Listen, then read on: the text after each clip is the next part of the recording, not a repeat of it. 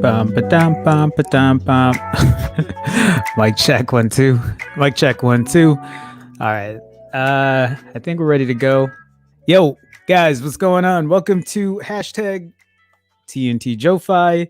That stands for tech news that Jerome Ortega finds interesting. This is episode number something something because I lost count. This is day number something something in quarantine because I also lost count.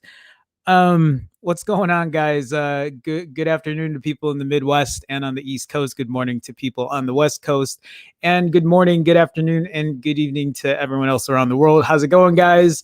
Today is Thursday. Is today Thursday? Today is Thursday, May 21st. How's it going, everybody? This is where we go ahead and we talk about tech and we talk about what's going on in tech. It isn't the busiest of tech days today, but we will go over a couple stories. If you see behind me, do you see this box right here behind me? That's from TCL. TCL sent me a TCL 10 Pro that I will be opening up later today. I thought about opening it during the live stream, but I'm sure you guys, if you want to watch an unboxing, you can watch it there. That's not the most exciting thing for me to do is make unboxing videos. But yeah, how's it going, everyone? Hope everyone's doing well. We do have a couple stories and we'll go through them today. And we'll start off with Android Central. So I have this article from Android Central that's talking about the Pixel 4a. And I don't really know why. I haven't read any of these articles today, by the way. Just real quick, I woke up late. I was working on a video yesterday for my other channel, and also FYI, tomorrow I will be streaming late again. I actually have a job interview tomorrow that I'm doing on Zoom, and it's around the time that I typically stream. So the stream will probably be around this time. So let's just say I wasn't late today. Let's say I was just prepping you guys for a later stream in the day. I see people in chat here. I see Grant in here checking in. What's up, Jerome? What's up, Grant? How's it going, man? Yeah, Grant, I think you saw me talk about, maybe you just caught me talking about the TCL 10 Pro, but thank you, by the way, for the advice there. Appreciate it. And yeah, I'll be, for people who don't know, I'll be cracking that TCL 10 Pro, not to make videos really about the phone itself. I might have a couple thoughts during, maybe these live streams about how I feel about the phone. But when I do crack that TCL 10 Pro open, the main reason I have that is to test out the camera. So I'm going to test out the camera. I'm going to be testing it against my Pixel 4 and my iPhone 11 Pro, and just giving you guys, the usual roundabout ways I go about these phones and how I feel about the cameras. Anyway, Grant, what's up, man? Nice to see you in here. I see Brian in here as well. TNT Joe-Fi, and then all of the little custom emoji. Hey, Brian, what's going on, man? Welcome to the stream. Hackney Man, hey, all, evening. Good evening to you, Hackney Man. How's it going, man? Nice to see you. Nice to see you in here. Deepak Murthy, hey, Jerome. Hi, Jerome. Hi, Deepak. How's it going, man? Nice to see you again. Nice to see you guys. Nice to see you in the chat. RSILIN. How do I pronounce? You know what? You've been a long time subscriber, right? I think I remember you from back in the Moto X days.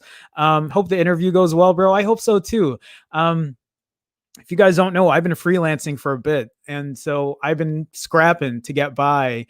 And I do photography gigs, I do videography gigs, and we'll see. I've been doing interviews here and there, so we'll see how it goes. I'm not holding my breath because 99% of the time I always get passed up, but I still got to keep grinding and doing what I got to do. So, Hackney Man.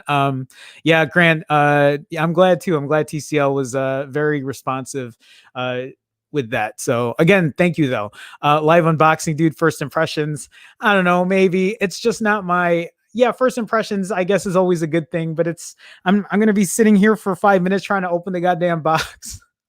We'll see. I'll think about it. Anyway, Grant saying lots of people raving about the cameras of the 10 Pro, and I've been seeing that too. So I'm looking forward to testing it and giving you guys my thoughts on it. So, okay, guys, let's get started with this story about the Pixel 4 from Android Central. Also, don't mind me if I sound a little low energy today. I'm tired today. I don't know. That's such a shame for me to say I'm tired at 1:30 in the afternoon, but I just went for a 4-mile walk. I took a shower and I put some clothes on.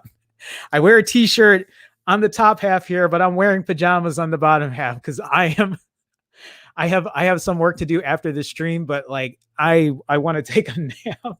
Anyway, let's go on. So, this article from Android Central is talking about the new leak says the Pixel 4a will launch on July 13th with just black and barely blue color options. The Pixel 4a's launch has been pushed back to July 13th. Real quick, this is what's so confusing for me. Why July 13th? I thought that there were already pictures of the retail boxes of the Pixel 4a. Did something happen? Is there a reason they're pushing it back? Again, I haven't read any of these articles yet. Typically, I will go through most of these articles or at least skim through it before I start the show. But today, I was like, I'm tired. Let me pull up the stories. Let me go live because it's already super late. But maybe they'll explain here. So let's go on. Okay, let me switch back. What you need to know. The Pixel 4a will be unveiled on July 13, according to a new leak by John Processor. The phone will be available in just black and barely blue color options. As has been detailed several times, there will just be a regular Pixel 4a this year and no XL version. There's no 5G variant of the phone. None of these things should be surprising if you guys have been catching my live streams pretty frequently. We've been covering the 4a and the 5 for quite a bit now. We've seen a spate of Pixel 4a leaks over the course of the last week, including a full camera review. A new leak by John Processor gives us more details on when the phone will be available. According to Processor, the Pixel 4a will be unveiled on July 13, and the phone will be available in just black and barely blue color options. Live leaks of the phone showed off the just black color option, but we didn't see the barely blue variant yet. Yeah, I wonder how that looks. I bet you it's going to be kind of a dull blue, I'm guessing, like a muted blue. And if it were to come to both of those colors, knowing me, I'm probably going to get the blue version. Unless the black version has some really crazy power color button or whatever. But I think for the most part, I'll get the barely blue. I have the orange. I don't even know where my Pixel 4 is right now. It's somewhere in this room. Anyway, the leak also says there won't be a 5G variant of the phone. Interestingly, it looks like the launch has been pushed back twice, with the phone set to debut in May. Yeah, and if you guys don't know, they were talking about it, getting released during Google I/O, maybe the third week of May, but Google I/O didn't happen because, everything that's going on right now. And so then, they're doing a public beta launch for Android, and they're having a live show for that in June, early June. But, and so we thought maybe it was going to get released then. And now there's talks about July 13. It says it will now be unveiled on July 13 with Google, quote, ready to ship. John Processor says here was originally May, got pushed to June, now pushed again. Just black and barely blue. Current plan for announcement July 13. By the way, just 4G. Sorry to kill the 5G rumors. I wouldn't be too worried about 5G right now. Seems like they're ready to ship. The decision is mostly based on market analysis. Oh, okay. Well, there you go. If that's the reason. I mean, I still don't understand why they just can't put it out now, but yeah, if it's a marketing thing, then it's a marketing thing, and all we can do is just wait. So extensive leaks over the last few weeks have given us a detailed look at the Pixel 4a. The phone is set to feature Qualcomm's mid-range Snapdragon 730 chipset and will offer 6 gigs of RAM and UFS-based storage, a 3080 milliamp hour battery, and 18-watt wired charging. The design is based on the Pixel 4 series, but you get a regular fingerprint sensor instead of the Soli module and a single 12.2 camera at the back. With another leak suggesting the Pixel 4a could be available for just $350, it is looking like one of the best mid-range phones this year. Right, and so I'm looking forward to it. I'm actually pretty excited about it, especially if it's going to come at that $350 price point with 128 gigs of internal storage. Which is funny because this article mentions nothing about that, but maybe because we don't know that for sure. But that's my hope. $350, 128 gigs of internal storage, Snap 730, 6 gigs of RAM. And that'll make me a happy camper. It'll help me help other people to recommend that phone, because it sounds like it's going to be a solid phone for a really good price that really brings me back, that makes me reminisce about the Nexus days, and to see a price point there that might actually be a solid, decent phone is exciting. It's exciting to see. So let me go into chat here and kind of just see what else is going on. Sorry, I'm looking. Grant says, and not shipping until August or something. RIP Pixel 4a. Yeah, that's really weird, because for me, it's like, why wouldn't you ship it now? If it's ready to go now, why don't you ship it now?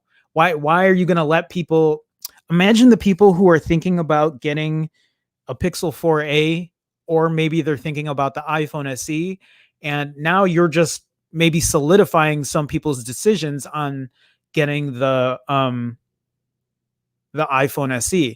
Because I was telling this, and now I got to tell my buddy who's been waiting for a new phone. He was waiting on the Pixel 4a.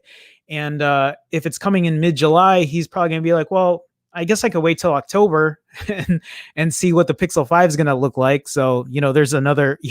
So Grant says, have fun waiting until October for that blue. You're probably right. I can also imagine the people who are probably going to buy 5 of them and then sell them at a markup. Brian says Pixel 4 is charging because the battery is dead. Yeah, it's probably charging somewhere. Sal Wong, hey, welcome to the stream, man. John Processor, that's goddamn right. That's his name. Brian saying, I have a bad feeling there are supply chain issues. Hardware problems are going to happen. That's also a really good point. We don't, that's really a good point to put out there. My orange Pixel 4a is worried about its younger brother 4a delayed way too much. Yeah, I feel the same way. Yeah, Grant saying, John Processor saying it's not supply chain issues. They're ready to ship, but Google's holding onto them for whatever reason, citing, quote, market conditions. Yeah, that sucks. I wonder why. Deepak is saying this is the perfect time for solid mid-rangers. Mid-July is a big mistake. I feel the same way. Arsil, and God damn it, tell me how to pronounce your name. Would be nice if they're adding wireless charging. It would be nice, but they're not going to be doing that. I think it's almost, you know, for a fact that it's not going to come with wireless charging. So that's too bad though. All right, guys, let's move on to the next story here. It's not the greatest of news for Google.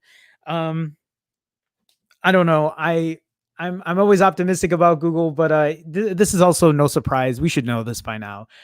This article from VGR says the Pixel 5 will be slower than the Pixel 4. No shit.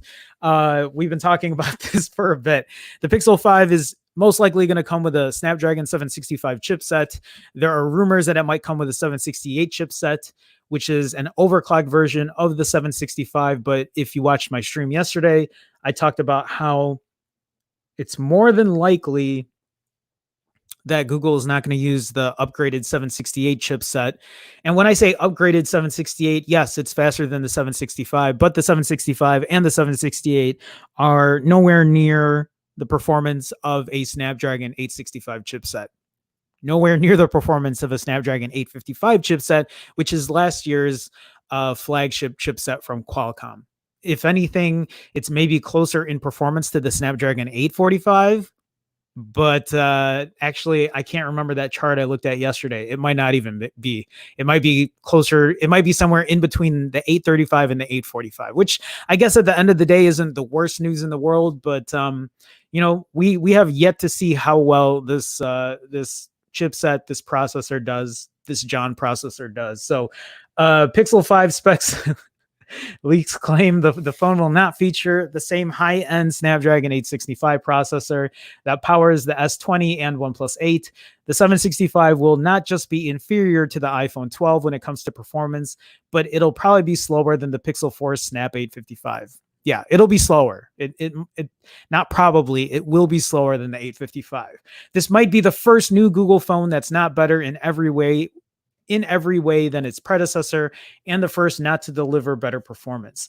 The Pixel 5 will be disappointing to fans looking forward to a brand new premium Pixel phone, and that's something we keep hearing from people familiar with Google's plans. Even at $699, the Pixel 5 might be too expensive. I think it'll be too expensive at $699. I've pointed this out to you guys before, but I think a $700 price point for a Google Pixel 5, Google would be shooting themselves in the foot. I think a big reason for that, one of the clear, obvious reasons for that is think of the iPhone 12 when it comes out. If that price is at $650 with a much more premium performance chipset than the Pixel 5, and what if the iPhone 12 has a better camera than the Pixel 5? Then what are you paying $700 for on the Pixel 5? Because Android,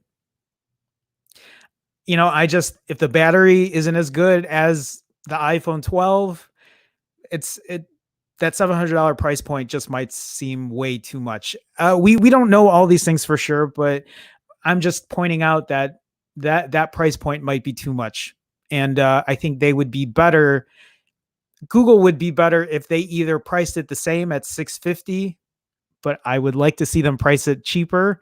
I'd love to see them price it at $500. I've been saying just add $200 to the Pixel 4a and charge $550. So then you have $350 for a Pixel 4a, $550 for a Pixel 5. And I think they'll do better if they do it in that sense, make a good camera. We'll see. So where did I leave my place here? That means the Pixel 5 overall performance won't be on par with the Galaxy S20 or the OnePlus 8 and any other phone featuring the Snap 865 processor. For that reason, it'll be slower than the iPhone 11 and the iPhone SE and the upcoming iPhone 12. But you know what's even worse? From the looks of it, the Pixel 5 will be slower than the Pixel 4, and that should really put things in perspective. Apple was criticized for years for reusing the same iPhone design over and over. The 2014 iPhone 6 received tiny tweaks for the iPhone 6s to prevent it from bending. The iPhone 7 came without a headphone jack, and the iPhone 8 had a rear glass panel to support wireless charging, but every single one of them was more powerful than their predecessor. That's actually something to point out, guys, is we can sit and make fun of iPhones for a while, but at least the processor has always been good. At least it's been a solid phone. And I'm not trying to suck Apple's dick here. I'm just saying, like, let's call a spade, right? people call it boring or whatever, but that's for 2019. That's why I like the iPhone so much, because even though it was the same, even though the UI is still garbage to me, garbage is maybe not the right word, but it's just not for me. I don't like the UI. I think the UI could be done a lot better. But I think us being very tech savvy people, or on the techier side, we want a little more customization. But the the iPhone 11 Pro killed it this year for battery, for its camera, and I give Apple respect to that, and the fact that they're going to be thinking about bringing out an iPhone 12 for 650. The fact there's an iPhone SE for 400 that's a decent performer. I mean, I can't knock on that. I really can't. Let's see here. And that design strategy, combined with Apple's massive economy of scale, allowed Apple to come up with a $400 iPhone. That's a nightmare for Android and Google. But imagine how much flack Apple would have gotten if any of these devices turned out to be less powerful than their predecessor. That's a good point. Over on the Android side, hardcore fans have been mocking the iPhone for years for not measuring up to the latest Androids. The iPhone had less RAM, less storage, no support for expandable storage, and fewer megapixels. So, I mean, here's the thing. So the iPhone can have the iPhone can have less RAM in a lot of instances, just because of how well it performs. That and they don't get away with that, right? They still, I think, in terms of multitasking, it's still not the best. Less storage, yeah, they're going to get shit for that. Why shouldn't they? They should get shit for it just like any other company should. No support for expandable storage, also fair enough. Fewer megapixels. We all know that this megapixel game is bullshit. It's a dick measuring contest. Nobody really, who cares about 108 megapixels when pictures look like ass? It doesn't matter. Who cares about 100 times zoom if it looks like ass? It doesn't matter. Some people would even compare the number of CPU cores on iPhone compared to Android. I mean, whoever wrote this is right. I mean, Apple got a lot of shit for it, but their performance always outperformed a lot of Android phones, and it still does today. Yet the iPhone was always faster than its rivals, thanks to the supremacy of the A series chips over Qualcomm, coupled with Apple's iOS optimizations. That was something Android fans were not able to change. And then here's a little jab at them back in 2014. I remember my Nexus 4. I also remember my iPhone 6. Guys, I've owned every iPhone and I've owned every Nexus. Well, since the Galaxy Nexus. I've owned every iPhone though. Flagship iPhone. Anyway, the tune seems to be changing now that it's becoming clear that the Pixel 5 won't have top specs. Android Central penned a post titled "Going Cheaper with the Pixel 5 may be Google's best chance at finally selling phones." Is that my article here? No, that's something else. It's about OnePlus and Google. We'll get into that. And that's probably true, suggesting that Google can afford not to care about specs. The Snap 765G is no slouch, even if it isn't Qualcomm's biggest and best platform. That's good to know. And it includes 5G connectivity too. I don't give a fuck about 5G. I've talked about 5G in length at this point. 5G isn't really the biggest thing to worry about today. Chances are most people won't have any idea that they were using a cheaper processor. And Google's never been one to chase specs or benchmarks with its phone in the first place. Just look at the lower than most RAM and storage in every Pixel, and back to the Nexus release. There's far more to a phone than the individual spec sheet line items. And so long as the performance holds up, I should have said that better. And so long as the performance holds up, that's really where I'm trying to get at here. That's why I'm kind of excited for this phone, because yes, cheap price. Yeah. 128 gigs of internal storage. Yeah. Awesome camera. But how well is that performance going to be? It has to hold up. I don't want to see lag on that phone. If I see lag on that phone, I'll call it out, and I'll be like, well, the Pixel 4 still performs better. So if performance is more important to you, maybe the Pixel 4 is a better deal if you can find it at a good clearance price, at a good sale point. I don't know. But yeah, performance is going to make or break this phone in some ways for a good amount of people. It might be where I tell people, because you know what question is going to come up a lot? Hey, Jerome, should I get a Pixel 4a or should I just get a Pixel 5? Should I wait it out and get a Pixel 5? And my answer depends on how well the performance is going to be when I get this phone. So We'll see. Well, also how good the camera is going to be on the Pixel 5, because the camera might kill it this year. And if it does, I'll be happy. I'll be so happy. As it has in my experience with the Pixel 4, there should be little to worry about. But the Pixel 4 also runs a Snapdragon 800 series chipset. So we'll see how the 4A will run. That's also true. Specs aren't everything to Google, but they are to a specific set of Android buyers who criticize the iPhone for not packing the best possible specs. The Snap 765 will not be a slouch indeed, but considering what we know so far, it'll be slower than last year's Snap 855 flagship chip that powered the Pixel 5. This is not worded correctly.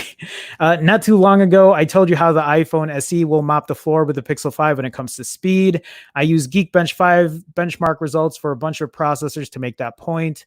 I'm not the biggest fan of benchmark scores. This is another dick measuring contest, although it is a good baseline. I don't completely just shit on benchmark scores, because really at the end of the day, just what's important is your performance on a phone, your overall experience on a phone, but it's always good to look at and see, kind of how it fares. So iPhone XS versus the iPhone 11 in terms of scores here. Okay, so actually lower scores on multi-core, but Motorola Edge, what am I looking at? Okay, so 10s and 11. I was kind of having like some mind blank here. Okay, so S20 versus the iPhone 11, and you'll see here, as far as single core, it beats it there. Google Pixel 4, the iPhone 11 beats it in both. God, yeah, the iPhone 11 just. So anyway, here's a brand new comparison between the Edge and the Pixel 4 XL. Okay. Anyway, yeah, it's a good baseline. The Pixel 5 could score even higher thanks to Google's various optimizations. That's also true. And Google might choose the newer Snap 768 version of the chip for the Pixel 5. I hope they do, but again, signs point to the Snapdragon 765G, but we'll see. But if all these benchmark figures holds up, the phone will be slower than the Pixel 4 at best. It will match the Pixel 4's performance. Most people who want a cheaper Google flagship and don't care about specs will absolutely not care about these benchmarks, but this performance downgrade is something that many Android users, including Pixel device buyers, will notice. Not to mention that upgrading from the Pixel 4 or Pixel 3 might not feel like an upgrade. They're fair points. I can't knock the article. I think we all, for people who have at least been keeping up with the news, we've seen this coming in terms of performance, but I really just think at the end of the day, it just depends on how well a Pixel 4a will perform, how well this Pixel 5 will perform, and if we even notice those differences in between, like switching through apps or just your everyday use of like surfing the web and then switching to the camera and then switching to Instagram and then switching to YouTube, we'll see. I'm trying to stay optimistic, guys. So I hope that Google is going to just kill it this year, but I don't know. Okay, guys, I'm back in chat here. Deepak Murthy says Google is surrendering to the competition. Why not go for the 865? I think they're not going for the 865 because I think they're scared to charge high prices, because I think if they put the 865 in there, it's going to force them to charge $900 for a phone, $1,000 for a phone. I think Google doesn't have to charge that much, but I don't know. I'm not really sure, to be honest with you. I would love to see them put an 865 in it, but I don't know if they're going to do it. So Hackney Man saying, what's the best Android phone out now? Like, which phone has the fewest compromises? I'd settle for the S20 if it wasn't for the Exynos in the UK. You know what, Hackney Man? It depends on what your priorities are. Because if you want the best performing phone in terms of performance for Android, I'm assuming, yeah, you said Android. For Android, if you're talking about performance and like longevity of the phone, even like resale value of the phone, OnePlus is usually the way to go. but its camera is not going to be on par with the Pixel 4. It's probably not going to be on par with the S20. And I hear you about the S20 with the Exynos. That's a tough call too, because if you can't get a Snap 865, then maybe the OnePlus 8, but OnePlus 8s are expensive, man. How do you feel about the OnePlus 7T? I mean, that's selling at $500 US now, brand new. I don't know if it is over in over by you in the UK, but $500 is a pretty good deal. But again, if camera is a priority for you, then Pixel is probably the better call. Samsung S20 is probably the better call in terms of camera. So it really depends. And then price plays a big part of it too. There's so many, there are a lot of things to that. So without knowing your priorities, it's kind of harder for me to guess there. Tectonic says green is the color of grass. What did I miss here, Tectonic? Hey, welcome to the stream, man. Glad you could make it. Solwonk says, I'm thinking of moving over to the iPhone 12, getting tired of battery life and slow updates on Android. I don't blame you, man. I mean, especially if the iPhone 12 can be 650, and if it's going to have top performance, great battery, and if it's going to beat the camera again, beat the Google Pixels camera, I don't blame you for switching over. You know, you got to buy what's best for you, what makes the most sense for you, longevity, all that kind of stuff. So again, I couldn't argue. So I hear you, man. Deepak Murthy says, although I like Samsung phones, I think the best Android is the OnePlus 8 Pro. That's hard to disagree with. The only thing that I disagree with is paying that much money for a phone. I mean, $900 is still cheaper than the competition, but $900 is still $900. But yeah, if money isn't an issue, the OnePlus 8 Pro seems pretty solid. I would say, if money is not a priority.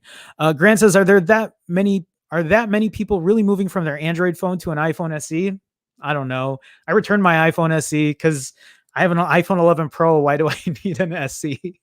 I was using it and I'm like, it's good, but it's not my iPhone 11 Pro. But I don't know. I don't know if a lot of people are. I'm not sure. Brian, and that's right. Brian bought an SE, and actually Grant, Mike, Simply Your Device, he has an iPhone SE. I think he's been using that as his daily now too. Deepak says, I'm extremely happy with my 11 Pro Max 256 and 11 128 product red. Both are superb. Nandu, hey, Nandu, how's it going, man? Nice to see you in the stream again. Pixel 5 for $699. I think it's still overpriced. It's still overpriced. Actually, that's my next article here. We're going to talk about that as well. But yes, I agree, man. That's very expensive. DV Cooper. Hey, DV Cooper. How's it going, man? Welcome to the stream. Nice to see you again. Google needs its own custom processor. That's only for Pixels.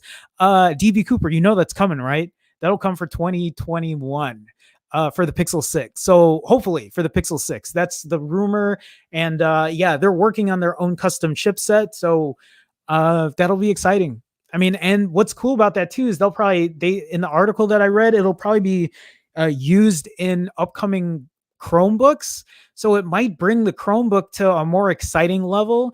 I have a Mac. Oh, it's not here because I was using it yesterday. I have a MacBook Pro, a 2015 MacBook Pro, and it's good. And it's not the fastest, but it still works pretty well. And the only reason I have a MacBook Pro is because I used to have a Dell XPS 13 and XPS 15. I know I'm talking about laptops here, but just real quick, I wasn't really happy with the software experience on my Dell. I use Windows for my custom built PC, and that's fine. But I want to buy a Chromebook, but I can't use a Chromebook to edit my pictures. I can't use a Chromebook for Lightroom. I can't use a Chromebook for Premiere Pro or Photoshop. And because I can't use that, I don't want to buy a Chromebook, and they need to figure that out. They need to figure out a way to add those things onto a Chromebook. And anyway, if this processor comes out, when that John processor comes out, I'll be excited to test it out. Nandu also says, I'm waiting for the Pixel 6 with the new Google custom chip. Right, exactly like I was saying. Brian says, I think a good amount of people are switching because regular people just want a phone that works and not worry about it failing. Apple products are built well, just designs are meh. I mean, that's a good point. That's a good way to put it too. Deepak says, I collect all iPhones and Nexus Pixel phones. Come on, Google. You know I'm a hardcore fan. Don't make useless decisions.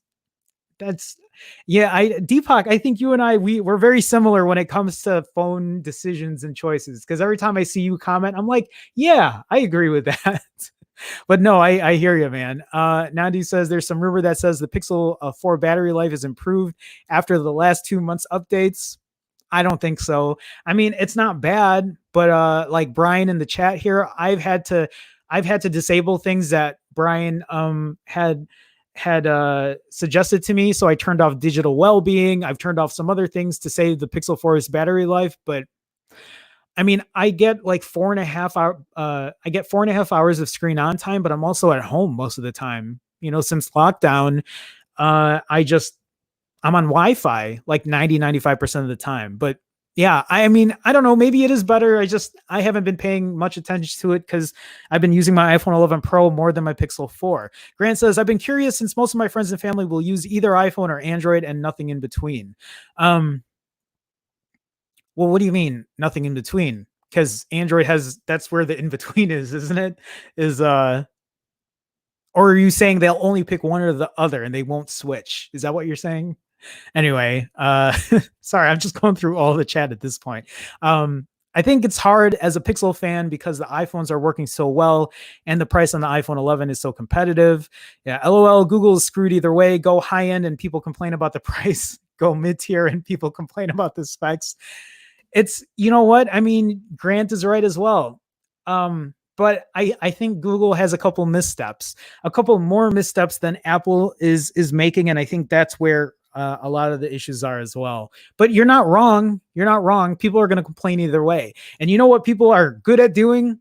The thing that people are the greatest at doing is complaining. And you know how I can tell is because every time I make a YouTube video, for the most part, I just completely ignore the comment section because it's just no one is going to completely agree with what I have to say, and that's fine. I don't expect people to agree with me. I like having constructive criticism, but once people start saying, well, what did they pay you to say that? Or your phone's broken, or you didn't use that phone to take that picture. Like, fuck you. I'm just done. I'm done with it. Let me see here. Google's not worried about phone sales. They know it's a niche product. Deepak, that's, you know what? You're also right. That's something that, and it's something that I argue about a lot because I had Leo Android Stud on my channel last Friday, and he said something similar. He just said Google doesn't care. They don't care what they do or how they make things or whatever. He's like, they're going to do what they want. And after he said that, I shrugged my shoulders and I'm like, yeah, maybe you're right. Maybe they don't care. Maybe they just want to make what they want to make. And then they're just like, fuck you guys. Like, you'll pay what we price it at. I mean, I guess in the same respect, then you can't have me sit here and not bitch about it. So I don't know. Grant says, Jerome, yes, people I know pick iPhone or Android and won't consider switching. I think at this point, you know what? Back in my day, I sound like an old fucking man. Back when I first switched over to Android, when I got my Galaxy Nexus, and then I got all the Nexuses after it, the 4, the 5, whatever. I was hard pressed on getting people to switch over to Android because I was like, you guys don't understand. It has, you could add a micro SD card in here. Look, you could take the cover off the back and swap the camera or swap the battery out, and you could do this to your home screen and all that kind of stuff. And as the years have passed, I stopped. I think a lot of people are at that point where they're in that ecosystem, and I'm not, and that's why I don't sit here and I tell people to switch from one to the other, because I don't think one is really better than the other. The iPhone is simple and it's well made. It's a quality product, but the UI is also not my thing. I hate the UI. I can't stand that I can't move icons where I want to put them. I don't like that I can't customize certain things. I don't like the notification system. But there are a lot of things about the iPhone that I love about it. I think the build quality is great. The haptics on it are, bar none, some of the best, if not the best. The camera, the battery this year on the 11 great. The new price for the iPhone SE is good. The price for this upcoming iPhone 12 is going to be good as well. But yeah, and then when it comes to Android, there's so much more customization. I think there are things that need to get polished when it comes to Android, and I'm waiting for that. And I love Samsung phones because I love the hardware, but I hate the software. I really do. And I love Google software. I love stock Android. I don't know what's some of the other stuff. I can't get on board with. I love OnePlus's hardware. I think their software is also great. The camera is something that I'm still not it's not perfect yet, even though I think it's getting there. But now the prices are going up I don't know. I guess I can just sit here and bitch all day about phones, but how long can we do that for? I guess every day. That's all I've been doing. That's how I feel like these streams are. I sit here and I complain about the price and complain about shit on phones. Okay, let me move down here.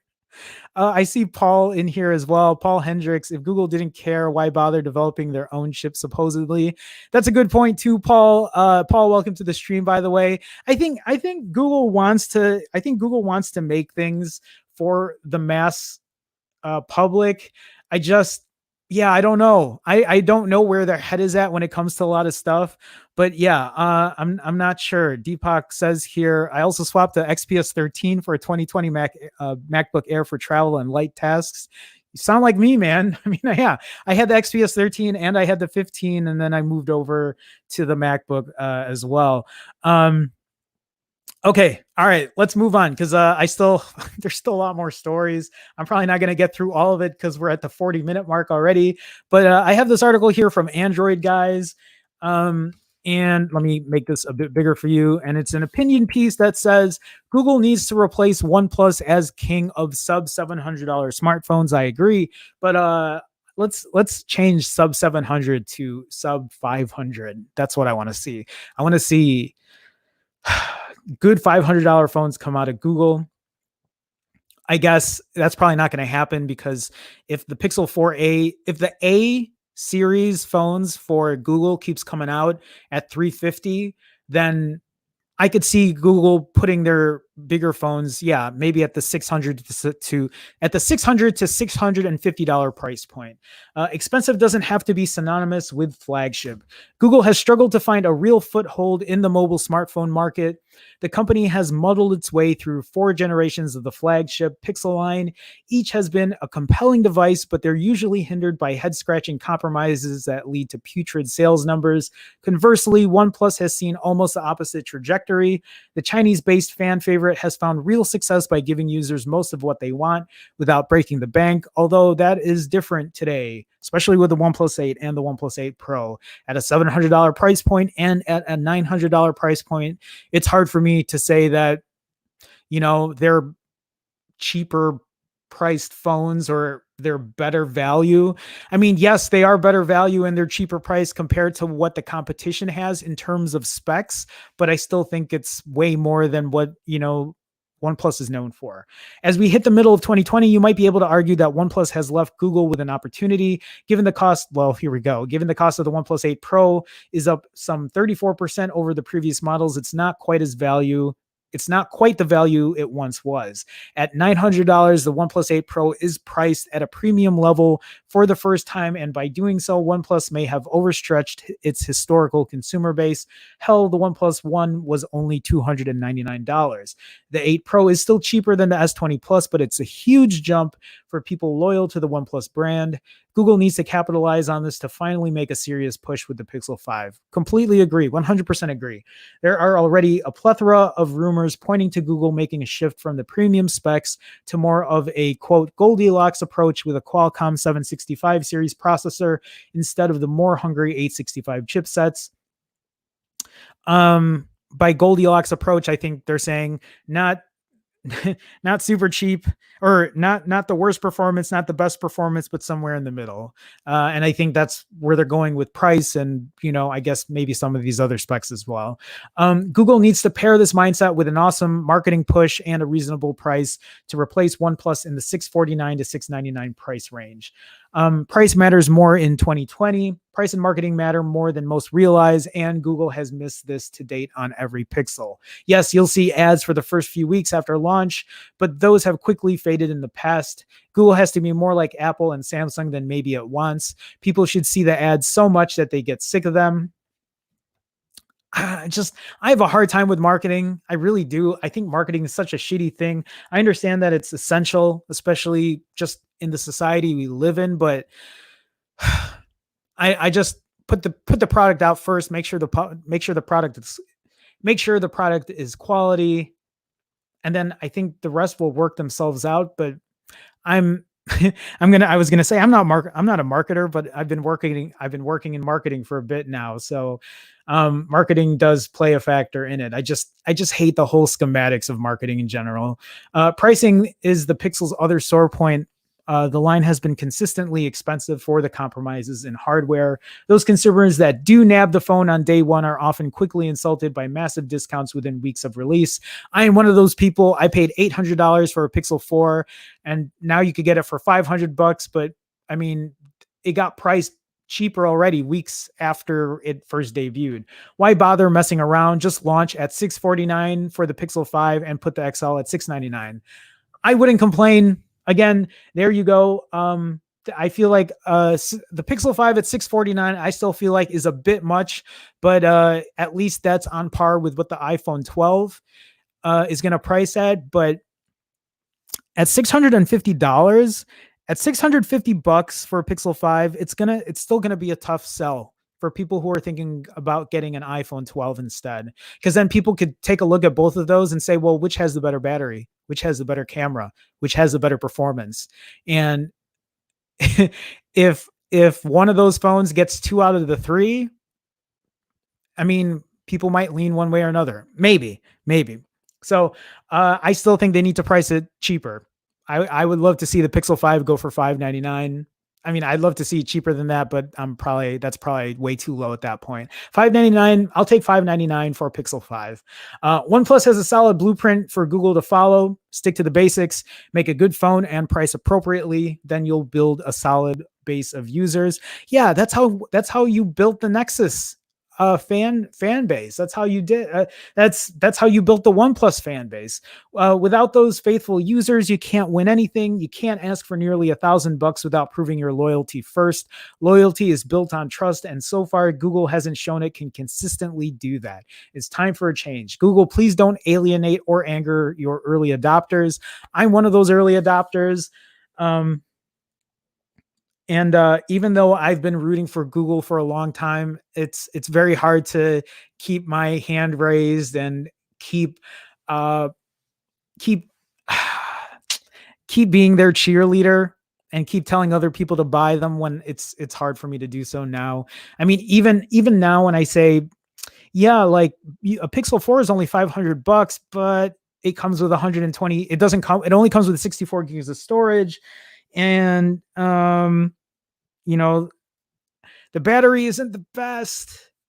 There's some compromises to be made, but it is $500. So I don't know.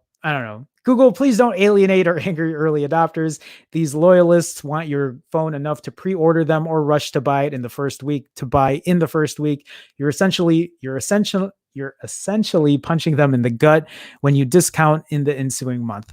And I've said that. I felt that way, and it's hard not to feel that way. It's hard not to feel a little like, damn, like that sucks, knowing that I paid that much and now it's dropped this much in price. Like, why didn't they just price it, at that price in the first place? I mean, Apple prices their phones and it stays that way almost the entire year. You don't find deals really anywhere else. The iPhone 11 Pro is still $1,000, and it was back in September. And how long ago was that now? 8 months, right? Yep. 8 months, something like that. So yeah. All right. Let's, what is this ad for? That's not okay. Here we go. That's what I wanted to put here. This is about, iOS and its update, but real quick, guys, I will, I'll do my little marketing thing here right now. Really quick, guys. If you guys just came in, if you guys haven't liked the video, please feel free to like the video, the stream. I mean, liking the stream helps in an algorithmic way, I think, aka I think it helps people find my stream. I think it helps people drop in, talk in chat, say what's up. And if you guys are new and you haven't subscribed, feel free to be a subscriber. I stream Monday through Fridays at around 12 to 1 p.m. Central. We talk about tech, we go through the news, and we have a good time in chat, or at least try to have a good time in chat, have a conversation. And then real quick, lastly, if you see people in the chat with green next to their name, that's because they are a member of my channel. Being a member of my channel, you get that green in your name. You also get a red Chicago star next to your name. That is a badge. It's like a loyalty badge. Just think of it as a way of supporting my channel. That's what a lot of people do, and you can do so for as little as 99 cents a month. You could do so by clicking the join button, or you can go to youtube.com/phone Jerome/join. There are different levels of memberships to join from, but you could do so as little as 99 cents a month, and you'll get, again, that badge. You'll get custom emoji, and you'll get your name in every intro and outro to every one of my live streams. And I will leave it at that. So let's continue on to this next story. We're going to talk about CNN. We're not going to talk about CNN. I have this article from, oh shit, I got a super chat from J Mill for $5. How's it going? J Mill, do I know you? I don't know if I've seen you in stream before. J Mill, thank you for the super chat. Thank you for the support. It means a lot to me, man. How's it going? I'm good. I'm doing well. I don't know if you came in late, but I did have a lot of Pixel 4a talk. I did a lot of Pixel 5 talk, talked about why the Pixel 5 needs to be priced properly. My hope is $599, but I don't know if it's going to price at $599. Behind me right here, this box right here is a TCL 10 Pro, that TCL sent me. I'm going to be opening that up a little later. I'm going to be doing camera reviews on it. I don't know if you're new to my channel. Maybe you're a long-time subscriber. I'm not sure. But Jay Mill, thank you for that support. I'll actually now put your name on the intro and outro of my videos for May Super Chatters. So I appreciate it. Thank you. Thank you so much for the support. Jay Mill says, I watch your vids, but usually don't have much to say. I get some free time now. Well, good, man. I'm glad you could stop by. I'm glad you've watched my videos. I do appreciate that support. It means a lot to me. It really does. And to everyone else who's super chatted, who's become a member, who, if they can't even do that for just liking and subscribing, I appreciate it. So thanks for coming in. Thanks for saying something. It's nice to talk to people that, you know, come in here and try to be a part of the stream. So I appreciate that. Okay. Moving on, guys, let's talk about this. For any of you guys who own an iPhone, did you get the update for 13? My ear is,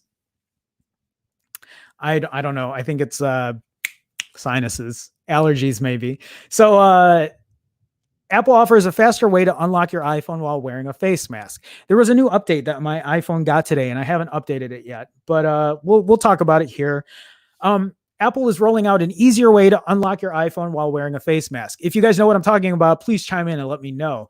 In its latest software update for iOS, I just want to know if anyone's tried it yet. I think Brian got the update. I don't know if he's used it yet, though. Released to the public on Wednesday, Apple addresses a delay many people may have experienced when trying to unlock their phones while wearing a mask. Me too. Me included. I go for a grocery run every like 5 days or so. And sometimes, like right now, I try to help run errands. So, because I don't want my uncle or my mom going out to the store. So I'll run and get groceries for them.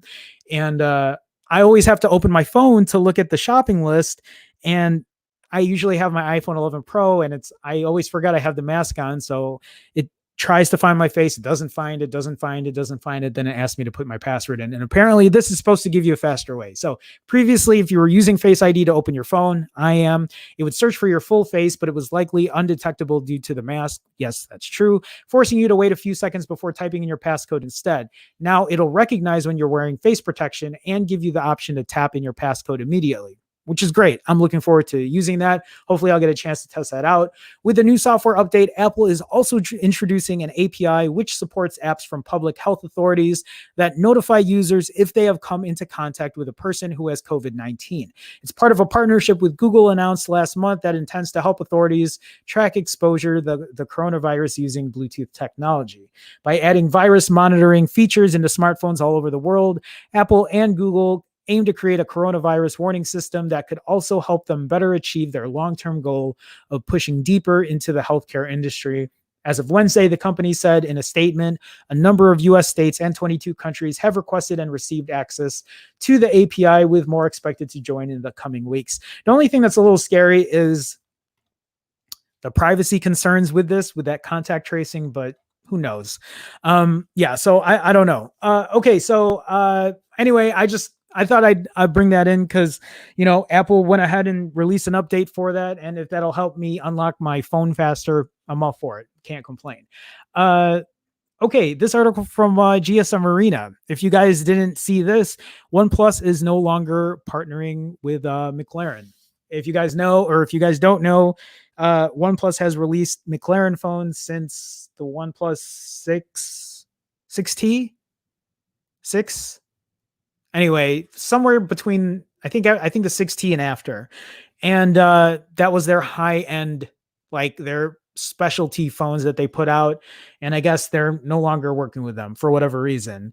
The McLaren racing team and OnePlus signed a partnership in December 2018, right in time, okay, for the arrival of the OnePlus 6T.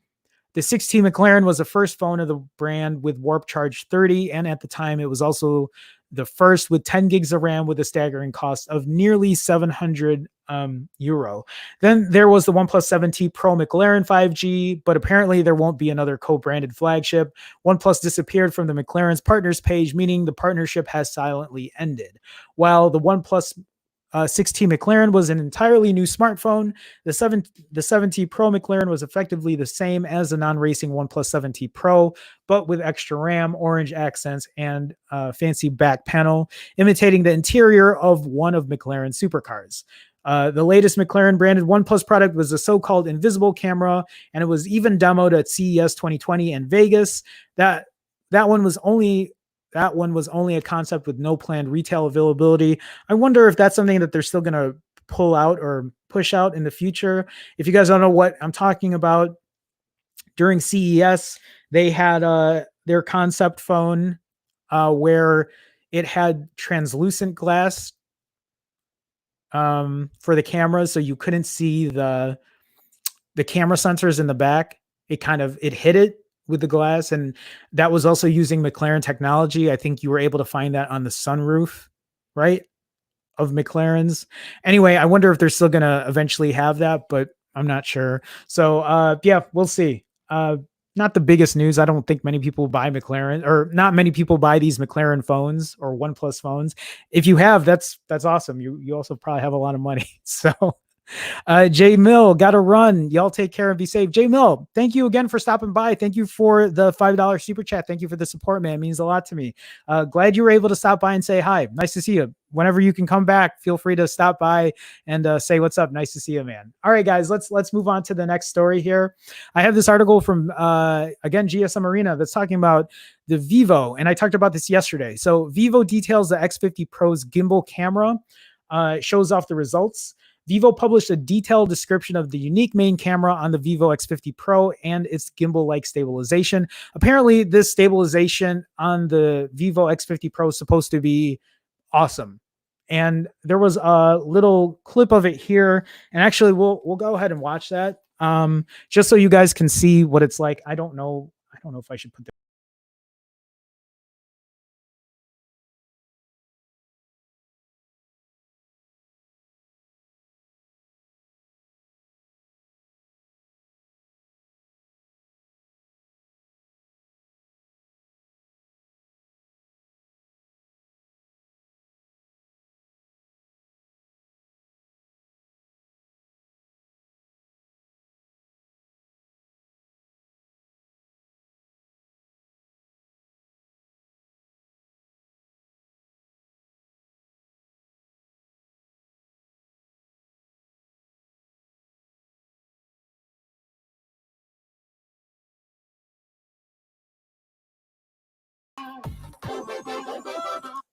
which is pretty cool. I mean, I look forward to it. Here's another video of it in action. So obviously on the right here is the X50 Pro. It's funny though, because I was looking at this, I was looking at the left, and whoever's camera does this at night, you must have such a shitty camera, because they're not that bad, guys. They're not. I mean, obviously they're trying to show how good their stabilization is on the right. But let me get this phone and let me pit it up against an iPhone 11 Pro and see how good that stabilization really is. So yeah. The Vivo X50 Pro also uses a special color filter that allows 39% more light in, and the advanced stabilization system enables the camera to capture 220% more light total compared to a Vivo X30 Pro. This is obviously a boon for shooting video, but handheld photography at night also gets a major boost. Here's a comparison that pits the X50 Pro against an unnamed opponent with ordinary OIS. Focus on the exposure dynamic range, not the resolution, as the images have been downscaled. So yeah, obviously there's two obvious differences here. I don't know what is their marketing pictures or photos. So I don't really know what's real and what isn't until I get my hands on it. And I don't know if I ever will. My phone just went off and I think that was my Pixel. Anyway, I'll leave it. I'll look for it later. So we'll see. I don't think this is going to be coming out in the States. So I don't know. I'm just looking at the comments since I'm here. I'm no expert, but running with your phone is bound to shake up the footage, even for phones with very good OIS, unless you have incredibly steady and gimbal-like hands. Yeah. All right, guys, let's move on. Okay, so I see why 2019 in here. Translucent glass would be helpful on the front. You mean in terms of privacy? What else would it be helpful for? Maybe privacy, right? I'm just trying to think where else you would need translucent glass for on the front. Anyway, why? Welcome to the stream, man. Nice to see you in here. Hide those notches. Are we talking about, was it the Vivo? Did those have bad notches on it? I'm scrolling back up to see. No, not the Vivo. What were we talking about? The OnePlus? Fuck, I don't know. It's fine. Let's move on. I'm probably gonna round this out soon, guys. Like my ear is messing with me right now. I can't probably hear out of it, and I think it's my sinuses. Samsung's Galaxy S20 Tactical Edition dresses up its flagship for the Army. It's amazing what a case and some software features can do. So apparently this is a, I guess, a new military grade phone. Samsung has announced yet another version of the Galaxy S20, the S20 Tactical Edition, which promises a mission-ready military smartphone. It's designed for a slightly different customer base than the already released S20, S20 Plus, S20 Ultra, or even the Verizon-only millimeter wave S20. Despite the grand military branding and aspirations, the S20 Tactical Edition is effectively just a regular S20 phone with some extra software features and security options in a rugged juggernaut case. From a hardware perspective, the Tactical Edition features identical specs with a 6.2-inch OLED, Snap 865, 12 gigs of RAM, 128 gigs of storage, sub 6 gig 5G support, and a triple rear camera system. But according to Samsung, the Tactical Edition caters to the unique needs of military operators by offering additional software features. Those include a night vision mode, that's pretty cool, that turns off the display so you won't get blinded while wearing night vision goggles, and an option to unlock the phone when it's in landscape mode, which honestly sounds like something that Samsung should offer on the regular S22. Yeah, why wouldn't they offer that? There's also a dramatically named stealth mode, which promises to disable LTE and mute all RF broadcasting for complete off-grid communications, and sounds a whole lot like a rebranded airplane mode. Perhaps most amusing of all is Samsung's pitch to military users of the usefulness of DeX, with the company arguing that the PC emulating mode means that operators can use the device for completing reports, training, or mission planning when in vehicle or back at base. Samsung is also relying on its Knox security system. which meets the various US government security standards for secure data, but it's not drastically different from what's already on offer for the consumer and enterprise S20s. As one might imagine, the S20 Tactical Edition isn't going to be sold to consumers. It'll only be available to select IT channel partners later in Q3 with no price or exact release date announced. Just thought I'd share. It's not the most exciting news, but to see phone being used differently for a completely different type of users is interesting. It is also interesting why some features just couldn't be added into the regular S20. But then again, why, if they did that, then why put out a branded phone for something specific like this? I see Brian with $1 super chat as well. Brian, thank you so much for the super chat, man. Thank you for the continued support. Thank you for your continued streak of super chats. I actually am off on totaling that, but Brian, thank you for the support, man. Thank you for the continued support for as long as you have. It's been a while, so thanks so much, man. Appreciate it. All right, guys, let's move on here. This article from Android Authority is talking about how Android 11 will make 5G even more confusing. Great. I really just am not happy with 5G right now. With 5G networks and phones becoming more common by the day, Google has revealed how it'll display 5G network icons on your phones with Android 11. Google's updated icons will help users tell the difference between sub-6 gigahertz 5G, millimeter wave 5G, and LTE Advanced Pro networks. The new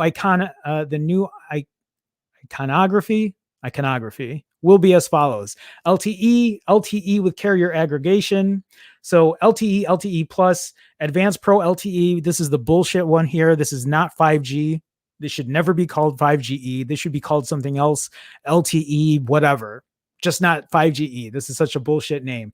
Then regular 5G, and then millimeter wave 5G plus. These 5G categorizations might seem like a jumbled mess right now, but let's try to put things into perspective. Sub 6 gig 5G, such as those from AT&T and T-Mobile, have wider coverage than, say, Verizon's millimeter wave. But millimeter wave 5G is generally faster than sub 6, even though they travel shorter distances. And so that's going to be called just regular 5G. Millimeter wave will be called 5G plus. I just want to get into this 5GE bullshit here. AT&T has been heavily criticized by the telecom industry for misleading consumers into believing they have some sort of 5G technology when they see the 5GE network icon on their phones. So for any of you guys who have AT&T and you see that 5GE icon, that is not 5G, nowhere close to 5G. That is an advanced version of 4G. It's an advanced version of LTE is the better way to put it. But the service provider has now agreed to drop the 5GE branding, at least from its advertisements. On the flip side, Google's decision to retain the 5GE network icon suggests that you'll probably still see it on your AT&T phones. I wish they didn't do that, but I guess it is what it is. I mean, what are you going to do? Coming to T-Mobile, most of its 5G coverage is handled by sub-6 gig tech, although it does have millimeter wave 5G in some areas, so you're far more likely to see the 5G icon on your T-Mobile phone instead of 5G Plus, unless the company decides to expand millimeter wave coverage down the line. Yeah, I don't know. I'm not. I wish the companies would get the 5G shit done properly. Go ahead, call 5G, right? If you want to call sub 6 gigahertz 5G, yeah, that makes sense. It's 5G. You want to call millimeter wave 5G plus? Sure. Just don't call 5GE 5G because it's not. And it's a disservice to the consumer. It adds to the confusion to the consumer, and it's deceptive marketing. And I don't like it at all. Okay, guys, let's move on here. This article from Tech Radar. I see Max Tech Studios in here. Hi, everyone. Hey, Max Tech Studios, how you doing, man? Nice to see you. Glad to have you on the stream. This article from Tech Radar is talking about the Note 20, and it looks like they're going to have a launch set for August despite the pandemic, but it's going to be an online launch. So, that's everybody's doing it now. It may land alongside the Galaxy Fold 2. The Galaxy Note 20 is expected to land later in 2020, and we may have just had our best information yet on when you'll see the phone unveiled. A new report from the Korea Herald, a newspaper in Samsung's home country of South Korea, has suggested that the company will be hosting an online-only event for Unpacked 2020 to unveil the device to the world. An online-only event wouldn't be a huge surprise. We've seen many companies move to this format for their launches amid the coronavirus outbreak, and the report suggests it will still take place in August. August is usually when we see Samsung Unpacked events for the Galaxy Note series, and this report suggests the company won't be delaying this event because of the pandemic, something we've heard Apple might do for the iPhone 12. I'm looking forward to the Note 20 just to see what it's going to come with, but I'm still really curious about how much different this Note 20 is going to be from an S20. I feel at this point the S20 and Note 20 are starting to meet its own crossroads. They're going to be very familiar phones, except what the Note 20 is going to come with a stylus. I mean, the S20 Ultra is already a big ass phone. Is the Note 20 going to be bigger than an S20 Ultra? Or they're going to make a Note 20 Ultra, a Note 20 Plus? It's too many, guys. It's too many phones, especially over $1,000. I think they're probably going to start switching stuff up. So who knows? Tech God. Hi. Hi, Tech God. How's it going, man? Thanks for saying hi on the stream. Nice to see you, man. How's it going? I don't know if I've seen you in the stream before, but I appreciate you stopping by. Nice to see you come in here. Okay, guys, I got 2 more articles left. I might not cover the last one. We'll see. It's just we're an hour and 10 into it. I'm starting to run out of gas here, but this is about the Xperia 1 Mark II. This phone from Sony, we've been hearing about it, but it's a very pricey phone, and I don't know if anybody's even shopping for an Xperia or shopping for a Sony phone in general. If you are, please chime in the chat, because I'm wondering who actually is looking for an Xperia phone or who's waiting to buy an Xperia phone.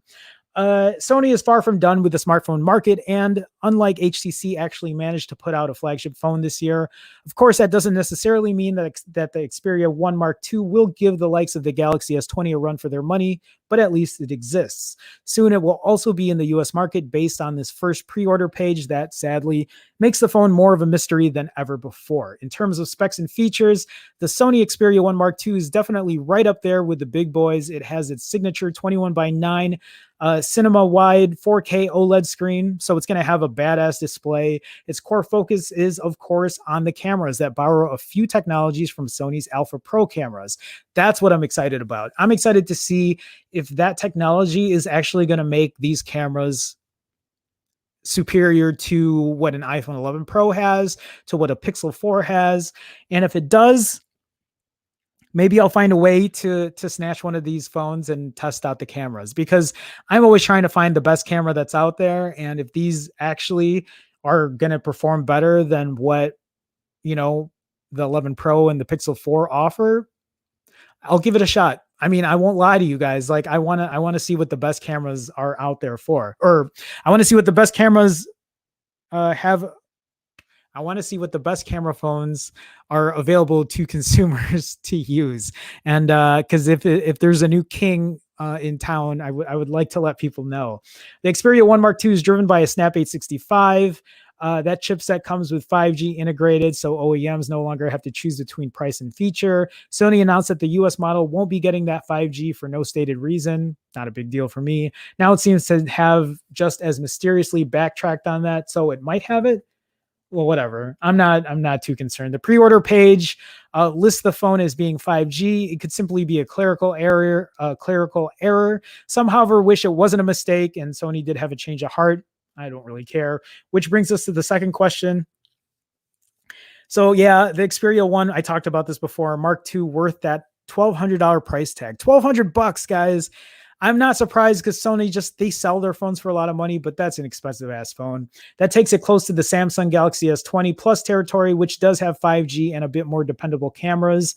If it doesn't have 5G and its camera performance turns out to be, quote, typical Sony, then we're looking at yet another typical overpriced Sony phone that may be dead on arrival in the market, which might be true. I don't know. It's hard to argue how good a phone is going to be at that price. So I don't know. Sunshine Vocals. Hey, man, welcome to the stream. Nice to see you. If they're not ready, they should hold it back until it is. What are we talking about here? Are we talking about the Sony Xperia 1 Mark II? I'm not sure. But by then the 4A, oh, we're talking about the 4A. But by then the 4A should probably get the Snapdragon 765G and Pixel 5 something higher. I can't argue with that. That's a great point.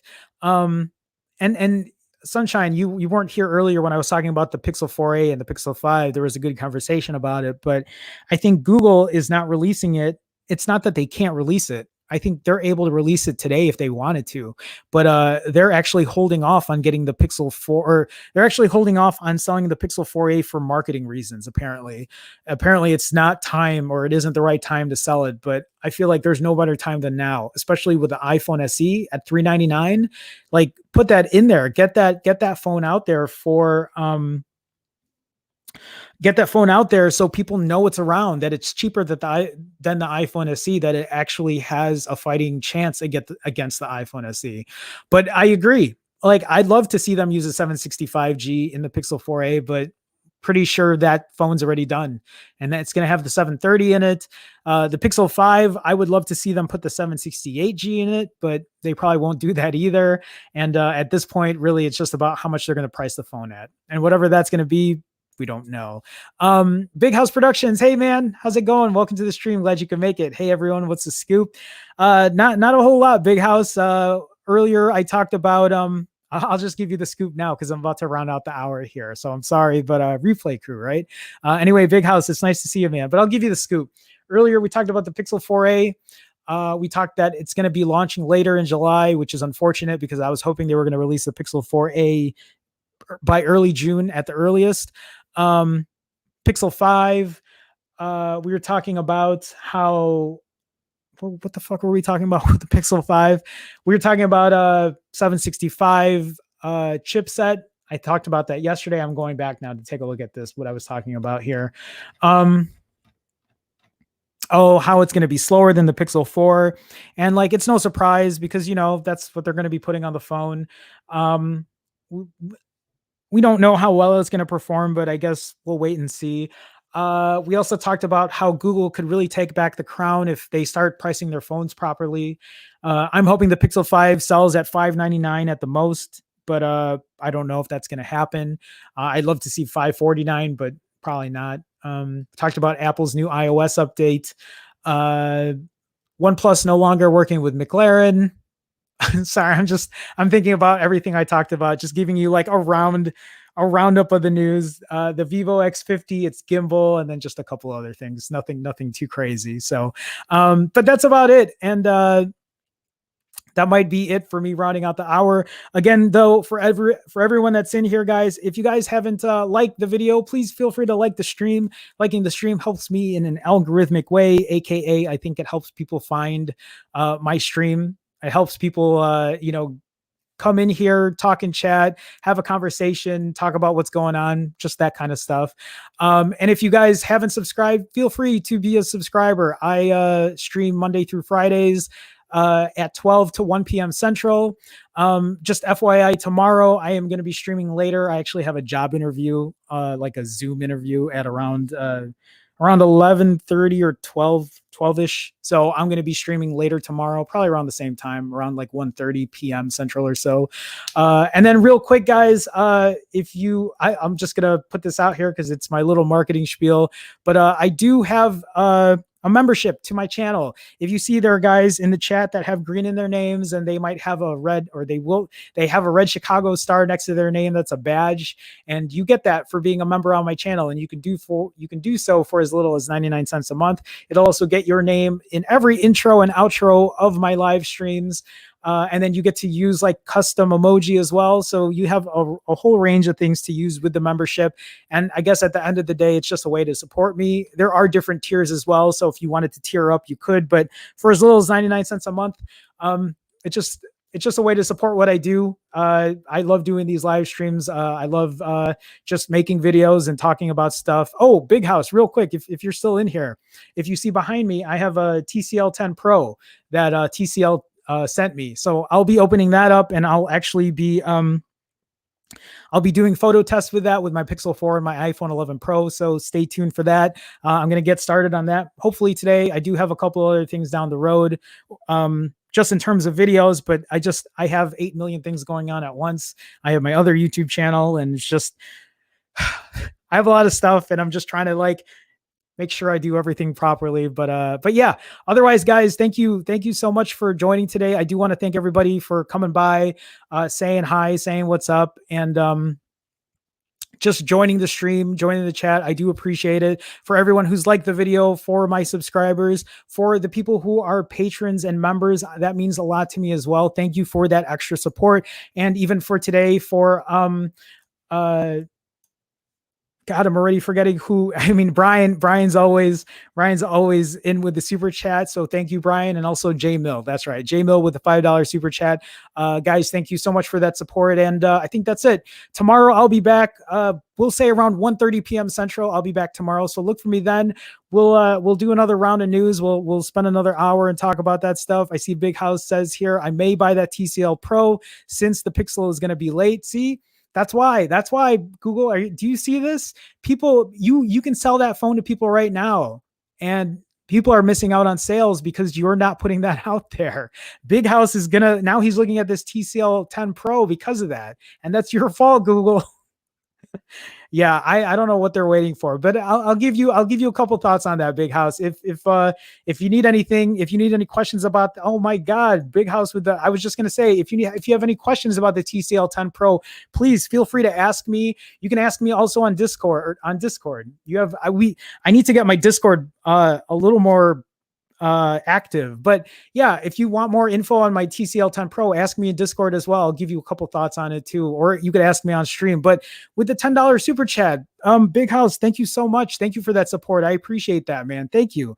I'll make sure to add, I mean, you're already in my intros and outros, and you're on my May super chatter stuff. So I'll add you just to that bin of how much you've donated. So thank you again. Thank you for that support. It means a lot to me. But yeah, I'll give you an idea how that phone's going. Otherwise, guys, tomorrow, come back. We'll talk about more stuff tech related. Any questions, feel free to ask. And I think that's it. So guys, I'll see you tomorrow. The outro is about to play. So here you go. See you guys. Have a good one. Later.